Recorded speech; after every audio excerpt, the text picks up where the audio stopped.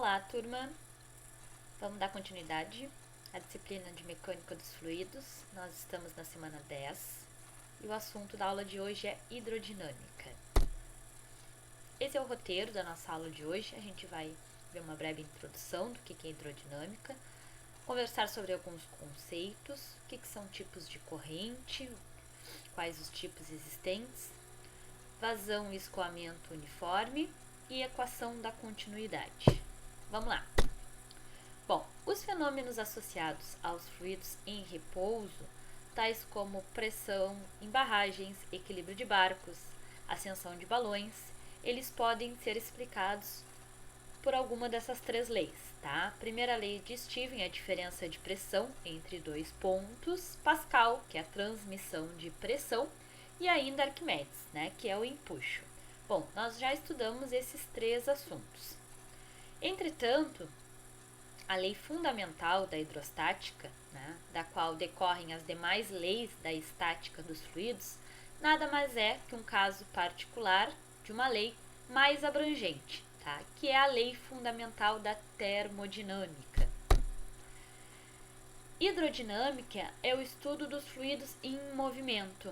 É um dos ramos mais complexos da mecânica dos fluidos, tá? E ela estuda desde os exemplos mais corriqueiros de fluxo, como por exemplo o rio que transborda, uma barragem rompida, o vazamento de petróleo, tá? Até mesmo a fumaça aquela fumaça retorcida que a gente pode enxergar quando é aceso um cigarro, tá? Isso que representa a hidrodinâmica. Então, é o estudo, né, do fluido em movimento. Até então nós tínhamos estudado, né, esses três pontos: diferença de pressão entre pontos, transmissão de pressão, empuxo, né? Mas isso tudo se dá com o fluido de forma estática. Agora a gente vai analisar o fluido de uma forma dinâmica. Vamos ver alguns conceitos antes de entrar, né, na hidrodinâmica propriamente dito. Bom, primeiro vamos entender o que é um fluido ideal. Um fluido ideal, ele é incompressível acima de tudo, certo? E que não tem força interna de atrito ou viscosidade, tá? Ele não tem atrito, tá? Então, quando ele passa por dentro de alguma tubulação, algum recipiente, né, ele não apresenta atrito sobre a superfície da onde ele está escoando, tá? E ele também não tem viscosidade. Ele é válido com boa aproximação para os fluidos líquidos, porém, para os gases, só é válido quando o escoamento é tal que as diferenças de pressão não sejam muito grandes, tá? Então, inicialmente, a gente vai estudar os casos com o fluido ideal, tá? De forma prática, os fluidos apresentam atrito e viscosidade, né? Alguns mais do que outros, tá? Mas a gente não vai ter um fluido que apresente uma viscosidade igual a zero e nenhum atrito, tá? É só a fim de facilitar o entendimento e os cálculos no início do estudo de hidrodinâmica. Depois vamos falar da linha de escoamento. O que é uma linha de escoamento? Bom, é o caminho percorrido por um elemento de um fluido em movimento, tá? Em geral, a velocidade do elemento varia em módulos e direção ao longo da linha, tá? Então, é a linha. Digamos que o caminho pelo qual o fluido em movimento vai percorrer. O que são as linhas de corrente? Bom, as linhas de corrente no escoamento é uma linha tal qual a velocidade em todos os pontos é tangente à linha de escoamento, tá? Então, as linhas de corrente são as linhas em que as velocidades são tangentes à nossa linha de escoamento. Esse escoamento, tá, ele pode ser uniforme. O que quer dizer um escoamento uniforme, tá? É um escoamento onde as velocidades em todos os seus pontos é constante, tá? Olhem a linha ali, a imagem de cima. Nós temos uma linha de corrente, né? Temos as velocidades tangenciais a essa linha, e quando o escoamento é uniforme, em todos aqueles pontos ali, a velocidade em que o fluido escoa é constante, ou seja, é sempre a mesma. Então, digamos que pegamos esse ponto aqui, ó, o primeiro ponto da última linha.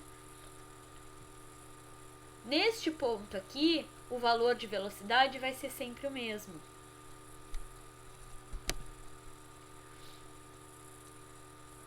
O fluido, o movimento dos fluidos, ele pode se processar em duas maneiras, tá? Diferentes. E aí a gente vai ter dois tipos de correntes, tá? Quais são os principais tipos de correntes? Uma delas é o escoamento, que aí tem vários nomes, tá, pessoal? Pode ser escoamento laminar, lamelar, escoamento permanente, que é um dos mais usados, essa nomenclatura, escoamento estacionário, tá? São todos sinônimos, tá? Temos também o escoamento turbulento ou variado. Este, normalmente é utilizado o nome escoamento turbulento, tá? Mas vocês podem também ler em algumas bibliografias escoamento variado, tá? Mas eles também são sinônimos. Vamos analisar cada um desses dois tipos de escoamento, tá? Desses dois tipos de movimento em que o fluido pode ter. Primeiro, o escoamento laminar, tá? Ele caracteriza-se pelo movimento ordenado das moléculas no fluido. E todas as moléculas que passam um determinado ponto devem possuir a mesma velocidade, certo? O movimento do fluido pode, em qualquer ponto, ser completamente previsto.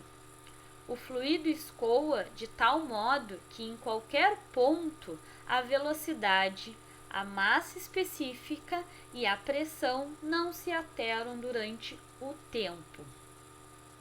Se a velocidade, se a massa específica e a pressão, além de serem invariáveis em cada ponto, forem também iguais em todos os pontos do fluido, o escoamento é dito uniforme. Nesse caso, as linhas de corrente são todas paralelas. Bom, imaginem então um ponto nesse tipo de escoamento, né? Eu vou ter vários pontos no meu escoamento laminar. Quando eu tenho escoamento laminar, a velocidade em cada ponto é sempre a mesma. Além da velocidade, tá? A massa específica e a pressão do fluido quando ele passa por aquele ponto é sempre a mesma. Com isso, eu consigo então prever o movimento, né, do meu fluido, porque eu sei onde estão os pontos, eu sei a velocidade, a massa específica e a pressão que vai ter o fluido quando passa pelo ponto A, quando passa pelo ponto B, quando passa pelo ponto C. Eu posso ter ainda todos esses pontos com as mesmas características. Posso ter um ponto A com uma velocidade que é igual à velocidade do ponto B, que é igual à velocidade do ponto C. Quando todos os meus pontos, tá, têm a mesma velocidade, todos os meus pontos, né, o fluido passando por ele vai ter a mesma velocidade, a mesma massa específica e a mesma pressão, a gente diz que esse escoamento é uniforme, tá? Porque em todos os pontos, o fluido vai ter a mesma característica, tá? Nesse caso, as linhas de correntes elas vão ser paralelas, tá? Temos o escoamento turbulento. Ele é o contrário, né, do escoamento laminar. Nele, o movimento das moléculas das partículas do fluido, né, que está passando naquele escoamento, é completamente desordenado, certo? Moléculas que passam pelo mesmo ponto, em geral, não têm a mesma velocidade, o que torna difícil prever o comportamento deste fluido, certo? Além disso, as moléculas constituintes do fluido podem apresentar um movimento rotacional, tá? Então, elas não vão andar de forma linear, elas vão rotacionar. Nesse caso, o movimento é dito rotacional e os problemas se tornam mais complexos, pois podem surgir vórtices, tá? Então, nesse tipo de escoamento, se eu analisar vários pontos, o comportamento do fluido em vários pontos, a gente vai ver que a velocidade, a massa específica e a pressão varia toda vez que passa naquele ponto. Então, estou analisando apenas um ponto A. Ora, o fluido tem uma velocidade, naquele mesmo ponto, daqui a pouco o fluido tem outra velocidade, tá? Então, não existe uma forma ordenada em que as moléculas passam pelos pontos, né? E não tem como a gente prever o movimento, porque aquele ponto varia a sua velocidade, tá? Pode ainda, além de variar a velocidade durante os pontos, tá? As moléculas podem ter um movimento rotacional, que é quando a gente diz que tem um movimento rotacional, tá? Isso deixa ainda mais complexo os problemas, tá? Além de não ter, digamos que, uma característica pré-definida, então eu não consigo prever o movimento das moléculas do fluido, porque ela é desordenada, ela pode não seguir o escoamento e sim ficar rotacionando, tá? Isso gera problemas de escoamento, né? Quando a gente escoa um fluido, a gente quer que esse fluido escoe de forma mais perfeita possível, né? Quanto mais turbulento for o escoamento, mais atrito eu tenho, né? Também reduz as velocidades em que o fluido circula dentro do meu tubo, certo? Quando eu quero escoar, eu quero um movimento perfeito e retilíneo, certo? Laminar. Não é interessante, ainda sobre o escoamento turbulento, certo? Não é interessante devido às desvantagens e perigos que sua presença pode causar. Quando o corpo se move através de um fluido, de modo a provocar turbulência, a resistência do seu movimento é bastante grande, certo? Por essa razão, aviões, carros e locomotivas são projetados de forma a evitar turbulências. No caso de refinaria, a preocupação é com o escoamento de produtos perigosos, tá? Então, a gente pode usar vários exemplos. Nós podemos ter um fluido escoando dentro de uma tubulação, certo?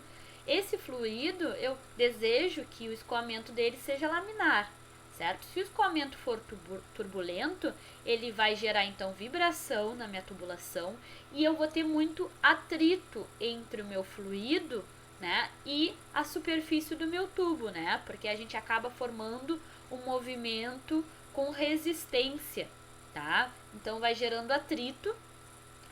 Se esse meu duto, por exemplo, é longo, eu gostaria que o meu fluido passasse a uma certa velocidade. Quanto maior o meu atrito, menor vai ser a velocidade de escoamento, porque ele tem mais dificuldade de passar, tá? Imaginem vocês em uma sala com duas portas, uma no início e outra no fim. Se não tem ninguém na sala, vocês abrem uma porta, atravessam toda a sala até a outra porta e podem ir embora. Vocês têm facilidade, tá? Nesse movimento. Agora imaginem, vocês abrem a porta e essa sala está cheio de pessoas, tá? Muito cheios. Então vocês vão se atritando com as pessoas até chegar na outra porta para poder sair, tá? Então, vocês apresentam uma resistência ao movimento, tá? Isso pode gerar vários problemas. É atrito que vocês geram ao se colidirem ali com as pessoas, tá? Vocês precisam de mais força para conseguir terminar o movimento, tá? Isso tudo acontece com os fluidos. Mas a gente não precisa pensar somente em fluidos líquidos, tá? Por exemplo, um carro andando em alta velocidade é um tipo de exemplo de um objeto andando através de um fluido, que nesse caso, né, é gasoso, é o ar, tá? Então, eu também desejo que o carro, né, conforme vai aumentando a velocidade, eu vou o quê? Mudando o escoamento, no qual o carro percorre o ar, tá? Por isso que quando a gente está a altas velocidades, o carro tende a vibrar mais. Quando a gente está andando devagar, né, a gente tem um escoamento mais laminar, né? Então a gente não tem tanto atrito com o ar, tá? Quando a gente vai aumentando a velocidade, a gente vai aumentando esse atrito e vai gerando um outro tipo de escoamento, certo? Então a gente projeta carros, aviões, locomotivas, tudo para ter uma condição de deslocamento que promova um escoamento laminar e não turbulento, certo? A gente chama isso também de aerodinâmica, certo? A passagem pelo qual o objeto vai proporcionar no ar influencia diretamente no atrito, né, que vai ser promovido entre o ar e, nesse caso da imagem aí, o carro, né?